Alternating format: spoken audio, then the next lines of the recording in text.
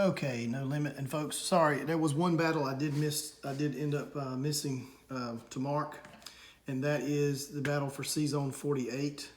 So we'll do that one.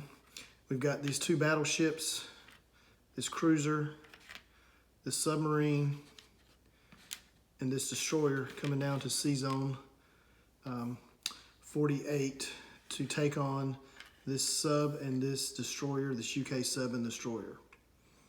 All right, so we both have destroyers, so there's no surprise sub attack. So we'll roll for that right now. So let me get that set up.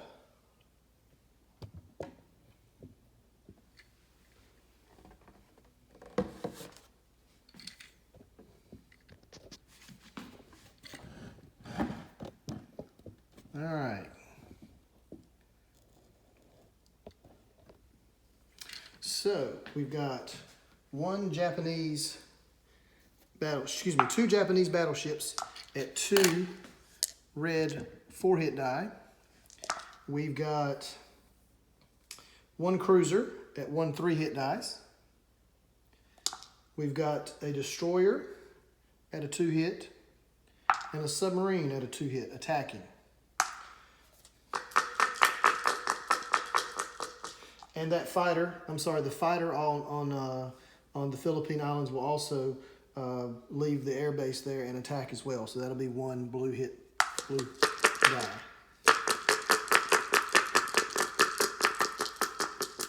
All right. There's the roll, and there was 2 hits, just enough. One red and one green. Merry Christmas. Red and green combined there for the kill. So the destroyer and the sub will get to fire back. The UK destroyer will get to fire back with a 1 green 2-hit die and 1 black 1-hit die. All right, so let's see what they're able to do. Oops, well, they rolled right off the board. So let's roll that green one again. Okay, no hits. Might be a shadow there, but there's no hit on either one of those. All right, so that concludes the Battle of C-Zone 48. All right, so for non-combat movements, the 1 lone infantry unit in Anhui will move back to Manchuria. The 2 fighters that fought in Kazakh have 1 movement left in their fuel gauge, and they are going to move back to Szechuan. The 4 fighters that have 2 movements left in their fuel gauge are going to land back on these aircraft carriers who are going to be down in C-Zone 48. So they will land precociously back with their fleet.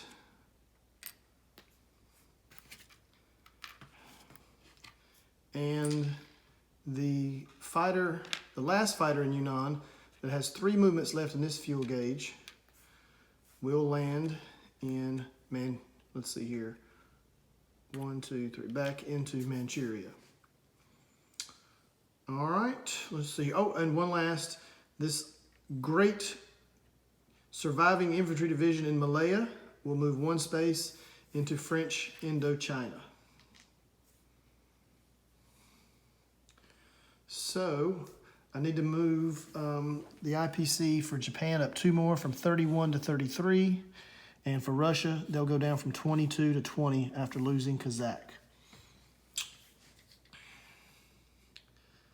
So I'll be back to do the unit recap and placement of units and collect income, and we'll be done. All right, so let's do unit placement. The 1 industrial complex is going to go down into Manchuria. 2 transports are going to go down in C-Zone 60. And the infantry, of course, is going to go down into Japan. If I can pick up the chips. Actually, I'm going to put these infantry in Yeah, C's on 60 is fine. C's on 60 works.